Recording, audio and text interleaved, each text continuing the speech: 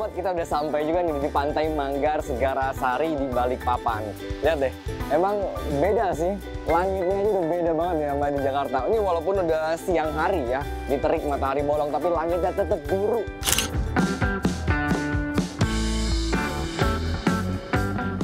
Semilir angin pantai dan deburan ombak menyambut kami saat tiba di Pantai Manggar Segarasari, Balikpapan.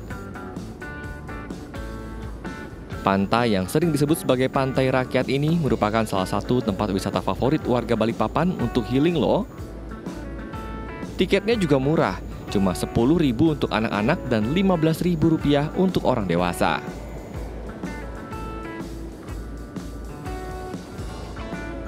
Saya jadi tergoda untuk main ATV nih. Untuk pemanasan, kita jalan-jalan keliling pantai dulu yuk.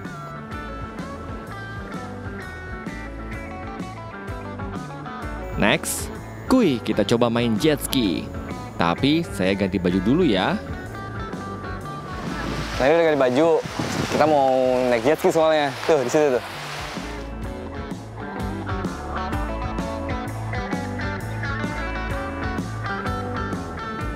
Karena saya masih pemula, saya memilih untuk didampingi seorang pemandu ya.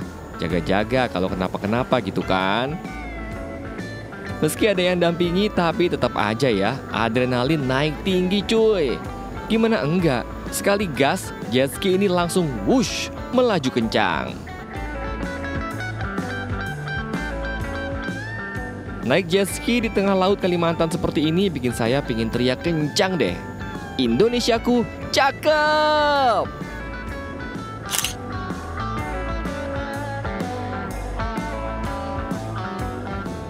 Ternyata di Pantai Manggar ini juga ada fasilitas menginap di cottage kekinian gini loh.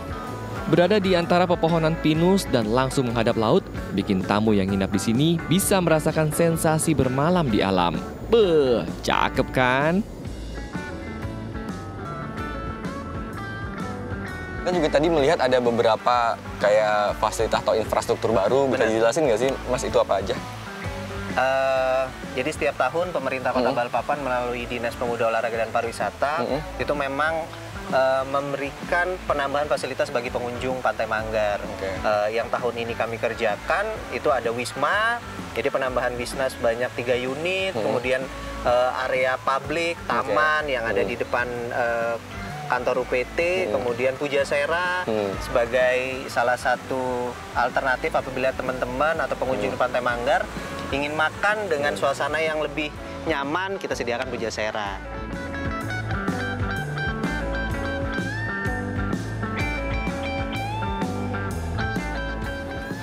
Dengan keindahan alam yang mempesona dan fasilitas healing yang oke, Pantai Manggar Segarasari ini bisa jadi tujuan wisata kamu nih sahabat. Kalau kamu berkunjung ke ibu kota baru IKN Nusantara. Gaskeun lah! Dari Balikpapan, Kalimantan Timur, Pramadika Samudra, Indah Revina, Leandro Andro, RTV. Indonesiaku cakep!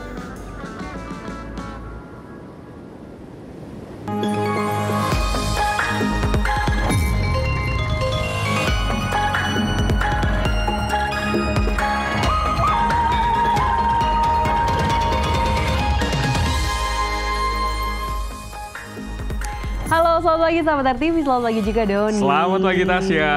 Pagi-pagi ya, kita udah diajak jalan-jalan sama Pram. Seru banget ya tadi, wah berwisata di Pantai Manggar, terus ikut juga main wahana air. Wahana air ya, itu harus yang suka banget tuh sama aktivitas di air. Bener. Jet ski, Terakhir, berenang. Tasya kapan ke pantai? Kapan ya? Akhir tahun kayaknya bener. Lombok deh. Kamu kapan terakhir kapan ya? Saya juga lupa, ini kayaknya harus healing-healing dengan ambil cuti. Bener, tapi nggak cuma informasi itu aja. Kita juga sudah siapkan informasi lainnya. Langsung aja yuk kalau gitu, ini dia Lensa Indonesia Pagi bersama saya Tasya Syarif. Dan saya Doni Harpatra.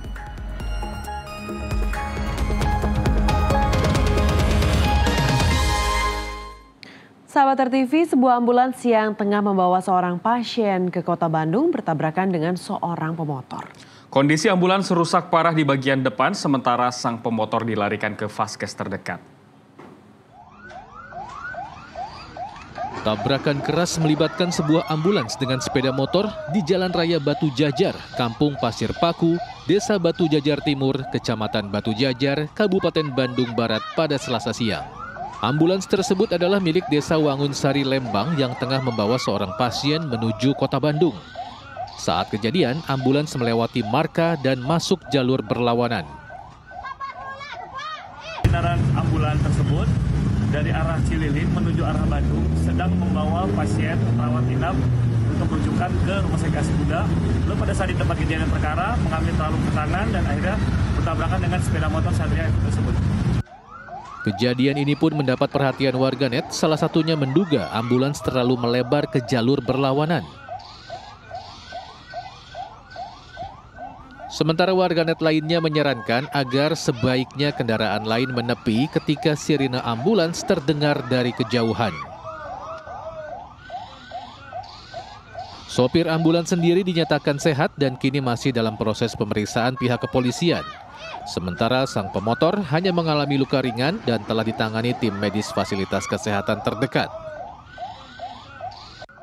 Namun kedua pihak yang terlibat kecelakaan sudah sepakat untuk berdamai atas mediasi pihak Mapolsek Batu Jajar. Kami kedua belah pihak difasilitasi oleh pihak kepolisian untuk perkara kejadian kecelakaan ini diselesaikan secara musyawarah kekeluargaan dan kami bertanggung jawab atas kerugian yang dialami oleh pengendara sepeda motor. Dari Kabupaten Bandung Barat, Jawa Barat, Bayu Rohman, RTV. Sahabat RTV, gempa magnitudo 5,8 melanda daerah istimewa Yogyakarta di tengah merebaknya ancaman gempa dahsyat yang disebut megatrust. Nah, apakah gempa yang merusak puluhan rumah di Jogja pada Senin malam itu bagian dari megatrust? Kita cek bersama ulasannya.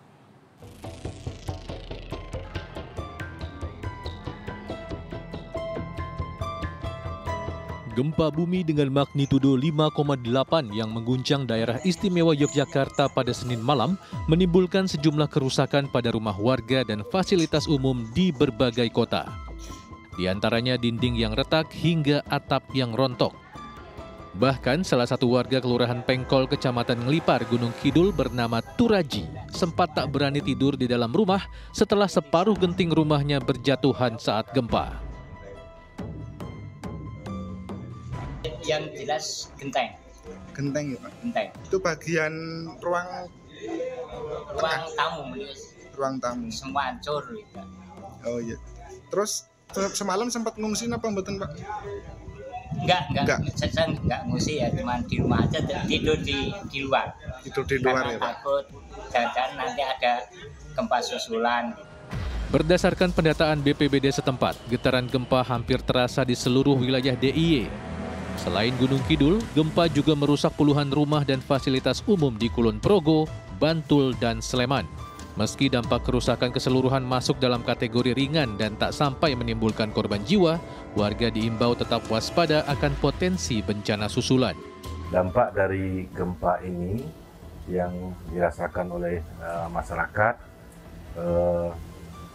pertama untuk korban jiwa nihil, namun ada beberapa kerusakan ringan dari rumah-rumah penduduk. Pada masyarakat daerah istimewa Yogyakarta untuk kita tidak panik dan tetap waspada ketika terjadi sewaktu-waktu ada bencana lainnya, baik itu gempa maupun tsunami.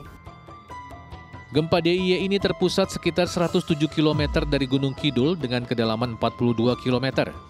Bencana alam ini terjadi di tengah isu potensi megatrust di lepas pantai selatan Pulau Jawa dan lepas pantai barat Sumatera. Lantas, apakah gempa Jogja termasuk megatrust yang dapat berakibat terhadap munculnya tsunami? Menurut Kepala Pusat Gempa Bumi dan Tsunami, Badan Meteorologi, Klimatologi, dan Geofisika Daryono, guncangan gempa Jogja termasuk gempa tektonik yang pusatnya dangkal. Namun memang masuk dalam efek deformasi batuan di zona megatrust berskala kecil. Pergerakan daerah Samudra Hindia di selatan Pulau Jawa lah yang memicu gempa pada Senin malam. Sementara itu, upaya asesmen di lokasi terdampak sudah dilakukan BPBD, termasuk menyalurkan bantuan logistik mulai dari makanan, selimut, dan terpal. Dari Yogyakarta, Maulana Zubair, RTV. Kita ke informasi seputar Pilkada 2024. Andika Perkasa dan Hendrar Prihadi resmi mendaftarkan ke kantor KPU Jawa Tengah sebagai calon gubernur dan wakil gubernur. Keduanya diarak menggunakan delman dari kantor DPD PDI Perjuangan menuju KPU Jawa Tengah.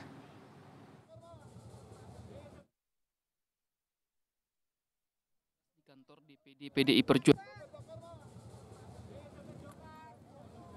Usai mempersiapkan berkas di kantor DPD PDI Perjuangan, Andika Perkasa dan Hendrar Prihadi bertolak menuju KPU Jawa Tengah untuk mendaftarkan diri sebagai calon gubernur dan wakil gubernur Jawa Tengah.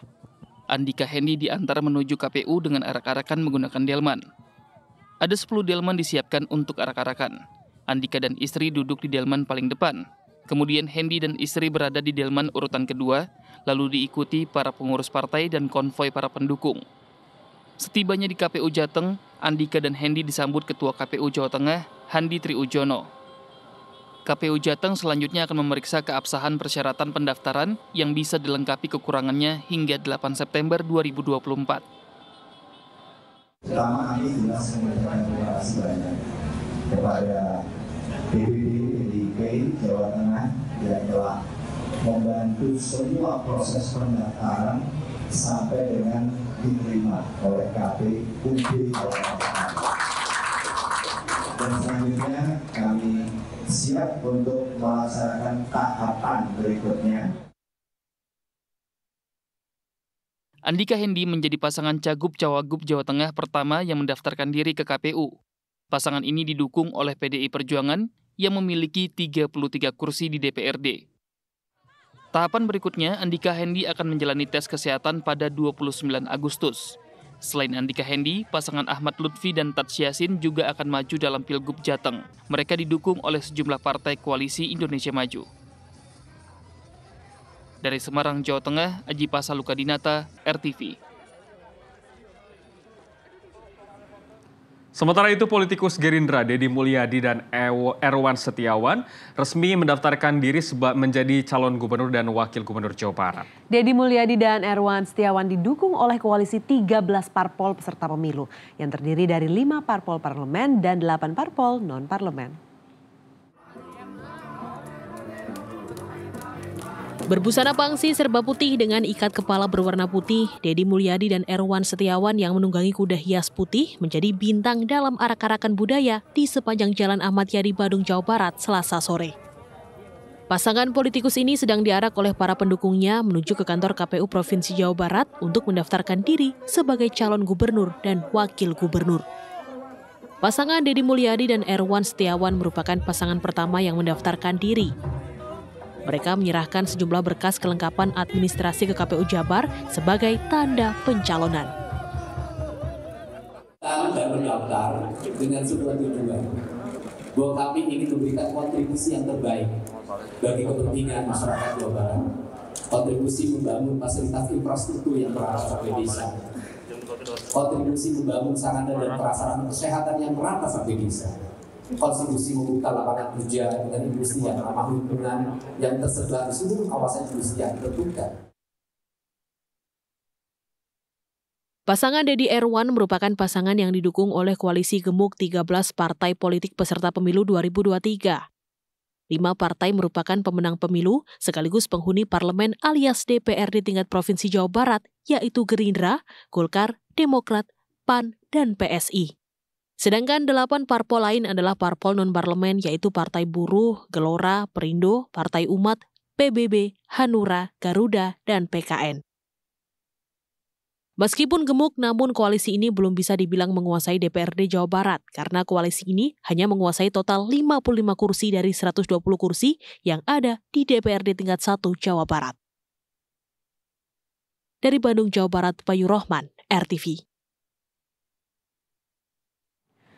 Baru Senin lalu Airin Rahmidiani dideklarasikan menjadi bakal calon gubernur Banten oleh PDI Perjuangan. Golkar tak mau ketinggalan. Semula mendukung Andra Soni Dimyati Natakusumah, berbalik kembali mendukung adik ipar Atut Choice yaitu di Pilkada 2024. Apa yang membuat Golkar berbalik mendukung Airin? Apakah karena takut anak kandung Golkar tersebut bakal berganti baju PDIP? Kita simak jawabannya berikut ini.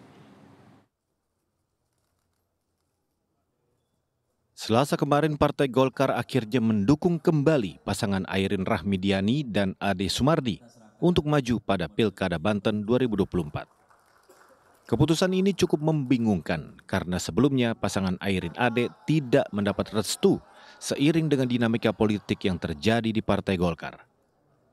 Dan partai berlambang pohon beringin itu mendukung pasangan Andra Soni dan Dimyati Natakusuma yang diusung Koalisi Indonesia Maju. Karena sikap Golkar tersebut, Senin lalu, pasangan Airin Ade dideklarasikan di kantor DPP PDI Perjuangan. Airin tetap memutuskan maju ke pilkada meskipun tidak mendapat restu dari Partai Golkar. Namun apa yang terjadi? Golkar berbalik dan akhirnya mendukung Airin Ade. Ada apa gerangan? Benarkah Golkar takut jika aset berharganya itu diambil PDIP? Ketua Umum Golkar Bahlil Lahadalia membantah hal tersebut. Ibu Airin waktu didukung, ini kan pasangannya dengan PDIP. Jadi pasti kami bicarakan dan saya intens komunikasi sama Ibu Airin. Dan seizin kami. Kenapa harus ada larangan? Tidak boleh ada partai politik yang melarang. Toh pasangannya kan PDIP. Jadi sah-sah saja. Nggak ada sesuatu yang luar biasa. Yang kedua, hari ini Ibu Airin ke DPP Partai Golkar karena memang kita akan memberikan rekomendasi. Jadi nggak ada juga yang keliru di situ. Nggak ada yang merasa kebakaran-kebakaran. Oh, mau dukung kadernya sendiri kok ada kebakaran sih. Dari mana cerita itu? Jangan berhalusinasi lah. Biarkanlah yang terbakar itu yang merasa terbakar. Kami adem-adem saja. Justru kalau yang tidak adem datang ke Beringin, kita buat adem semuanya. Pada saat deklarasi di kantor DPP PDIP, Ketua Umum PDI Perjuangan Megawati Soekarnoputri menyindir Airin untuk pakai baju merah hitam yang merupakan warna dasar dari PDIP. Saya tadi nanya itu sama itu Mbak Airin.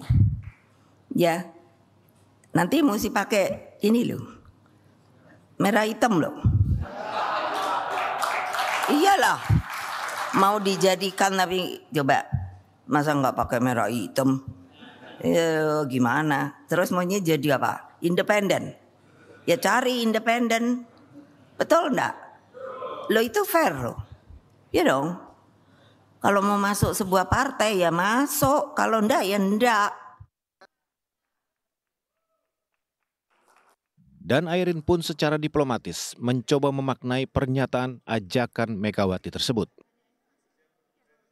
Kalaupun seandainya kemarin berbicara pada saat dideklarasi, seandainya pun memang ternyata Golkar tidak memberikan P1 KWK kepada saya, tetap PDI Perjuangan berkomitmen mengusung saya dengan Pak Ade Sumardi untuk terus melaju, berlayar, ikut dalam kontestasi Pilkada Gubernur tanpa memaksakan apakah saya harus masuk atau tidak. Tapi kalau teman-teman PDIP bercanda-bercandaan pasti ada ya Pak Ade ya gitu kan, namanya juga tadi juga kan di roasting juga Pak Ade, di ospek juga sama Pak Ketum Bahlil, kalau mau gabung boleh katanya gitu kan Pak Ade. Saat ini Airin dan Ade Sumardi didukung 7 partai politik, 5 diantaranya non-parlemen.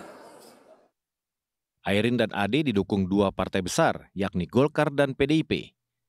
Kedua partai ini memiliki kursi di DPRD masing-masing, 11 kursi untuk Golkar dan 13 kursi untuk PDIP, dengan total 24 kursi. Sementara Partai Bulan Bintang, Partai Kebangkitan Nusantara, Partai Buruh, Partai Umat, dan Gelora adalah 5 partai non-parlemen yang ikut mendukung pasangan Airin Ade. Menurut rencana pasangan Airin Ade akan mendaftarkan diri ke KPU Provinsi Banten pada Rabu 28 Agustus 2024. Dari Jakarta, Tim Liputan RTV.